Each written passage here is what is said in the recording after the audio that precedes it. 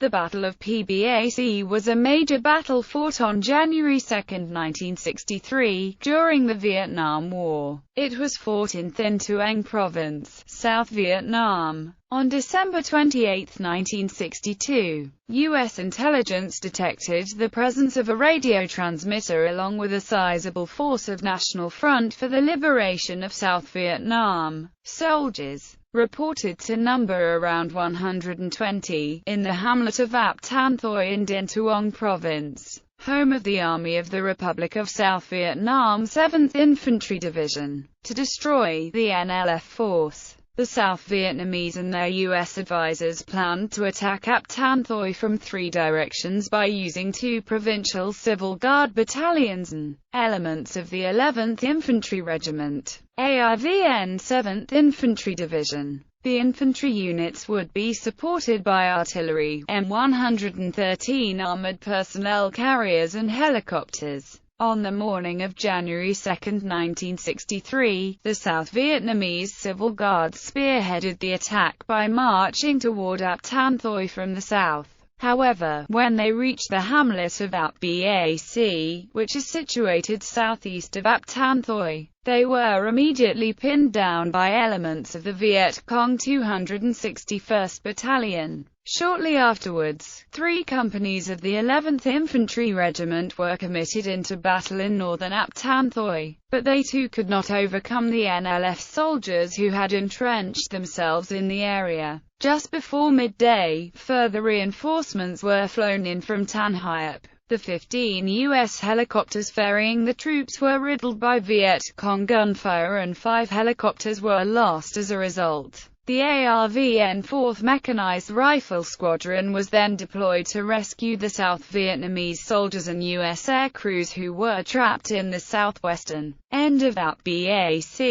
but its commander was highly reluctant about moving heavy M113 carriers across the local terrain. Ultimately, their presence made little difference as the NLF stood their ground and killed more than a dozen South Vietnamese M113 crew members in the process. Late in the afternoon, the ARVN 8th Airborne Battalion was dropped onto the battlefield, and in a scene that characterized much of the day's fighting, the paratroopers were pinned down and could not break the NLF's line of defense. Under the cover of darkness, the Viet Cong withdrew from the battlefield, having won their first major victory. Background: small-scale military actions, which would eventually escalate into the Vietnam War, started in the late 1950s, when South Vietnamese President Ngo Dinh Diem instituted an anti-communist campaign aimed at rooting out left-behind Viet Minh forces. At that time, North Vietnam was hoping for an election, promised under the Geneva Accords of 1954, that would unite North and South Vietnam. It was also worried about inciting the United States into directly supporting South Vietnam, and had recommended a policy of avoiding battle at all costs.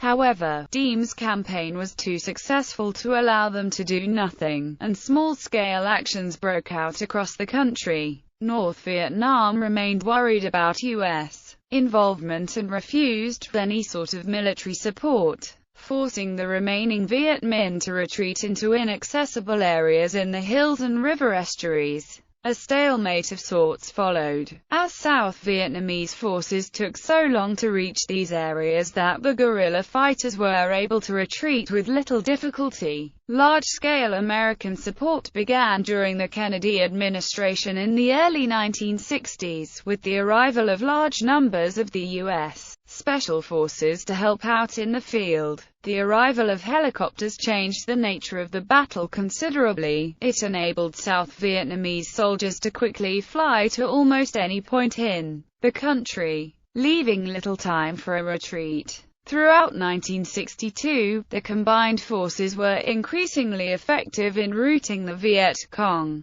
These tactics, combined with the use of armored personnel carriers, took a heavy toll on various fledgling Viet Cong units. The lightly armed Viet Cong had no weaponry capable of stopping the armored carriers and inevitably were forced to flee, taking heavy casualties. The most successful South Vietnamese force had been the 7th Infantry Division, then under the command of Colonel Hein Van Cao. His U.S. advisor was Lieutenant Colonel John Paul Van, who orchestrated much of the unit's activity in concert with his planner, Captain Richard Ziegler. They had scored the biggest successes of the military campaigns of 1962, killing along with the paramilitary and civil guard and self-defense corps more than 2,000 Viet Cong fighters and leaving thousands of others cut off from supplies. However, South Vietnamese officers were often reluctant to absorb heavy casualties.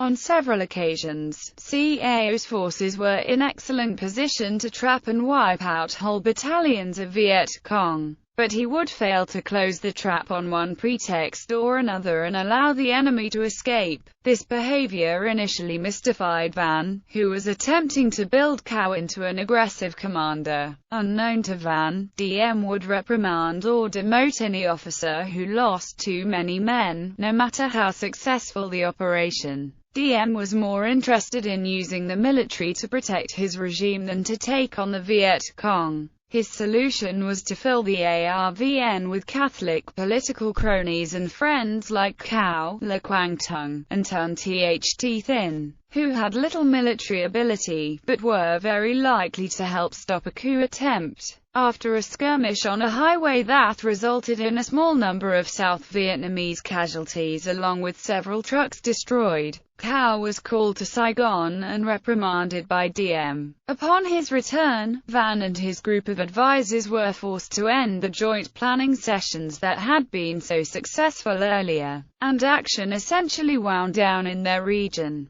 Cao used the excellent military intelligence network they had developed to find areas devoid of the Viet Cong, and planned operations only in those areas. In many other cases, operations were executed on paper only, in order to report an increasing tempo of operations that did not actually exist. In 1962, DM decided to split the command of the area in the south around Saigon into two, the former 3rd Corps area being reduced in size to cover the area northeast of Saigon, and the newly created 4th Corps taking over the west and southwest. Cao was promoted to general and assumed command of the new 4th Corps Tactical Zone, which included the area of operations of his 7th Infantry Division. Command of the 7th was given to CAO's Chief of Staff, Colonel Bui Thin Tham. Dam expressed concerns about his own abilities when the promotion was first presented to him by DM. Nevertheless, he took CAO's former position and welcomed Van's advisors back into the planning effort.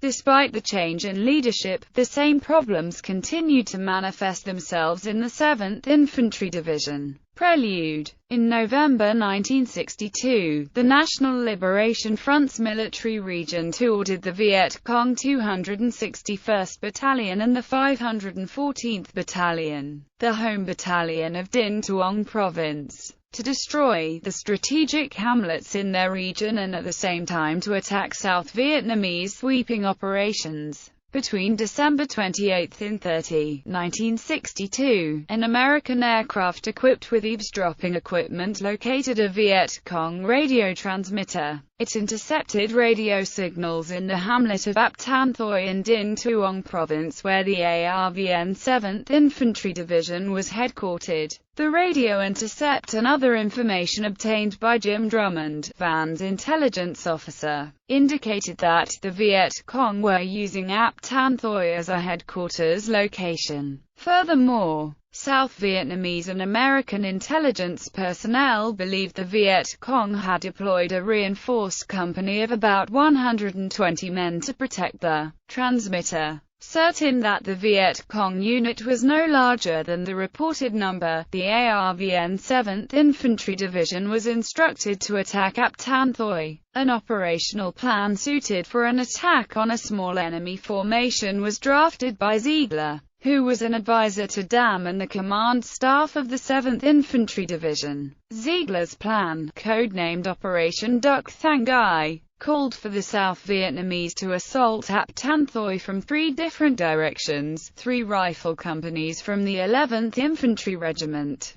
7th Infantry Division, to move from the north, the Din Tuong Civil Guards Regiment to march northward from the south in separate columns, and a company of 13 M113 armored personnel carriers with an infantry company on board from the southwest. The M113 carriers and the infantry company could act as both a mobile reserve and a reaction force, so it was positioned where it could be shifted to the contact area if the Viet Cong began to retreat. Army 93rd Transportation Company. On previous occasions, U.S. intelligence had tracked down the location of Viet Cong radio transmitters, but those were often relocated before the South Vietnamese launched their attacks. So Ziegler privately questioned if the Viet Cong had as many as 120 soldiers in Ap Thoi. However, in 1963, the National Liberation Front had changed their policy from avoiding the South Vietnamese army to standing and fighting. The 1st Company, 261st Battalion and the 1st Company, 514th Battalion, had a total strength of 320 regular soldiers and were positioned in Ap Bac and Ap Thoi respectively,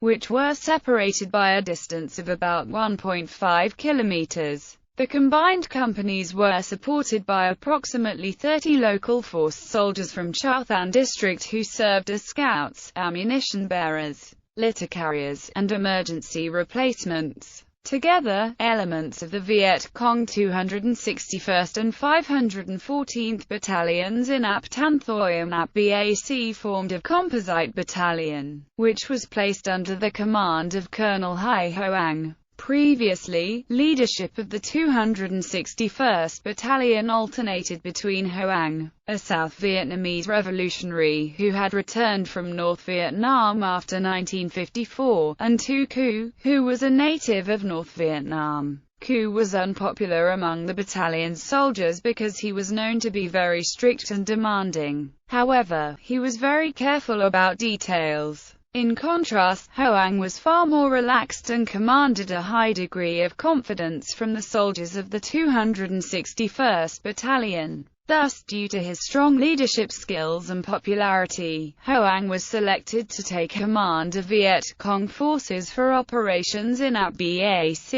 Most of the soldiers under Hoang's command were equipped with captured U.S.-made weaponry, such as the M1 carbine, bar light machine guns, 30 caliber machine guns, and a single 60 mm mortar. In the days before the battle, Hoang anticipated a major attack from the South Vietnamese government, as Viet Cong intelligence agents in Din Tuong had reported the arrival of 71 truckloads of ammunition and other supplies from Saigon, about 65 kilometers to the northeast. In addition, with information provided by Pham Shan, a well-connected journalist and undercover Viet Cong agent in Saigon, Hoang's soldiers conducted last-minute anti-helicopter and anti-M113 training by studying U.S.-made weaponry and South Vietnamese plans and manuals. The Viet Cong also took full advantage of the local terrain by taking up positions in Ap Thoi in the north, along a tree-lined creek in the southeast, and Ap Bac in the south. Their positions were well concealed by trees and shrubs, which made them difficult to see from the air and provided good protection from heavy weaponry. To the south and west of Ap Bac, the Viet Cong dug a series of foxholes in front of an irrigation dike, which afforded them an unobstructed field of fire in the surrounding rice fields. The foxholes were deep enough for one man to stand up, or big enough to accommodate a two-man machine gun crew. Behind the foxhole line, the irrigation dike enabled Viet Cong units to communicate with each other. In short, the Viet Cong enjoyed a great advantage over any attacking force.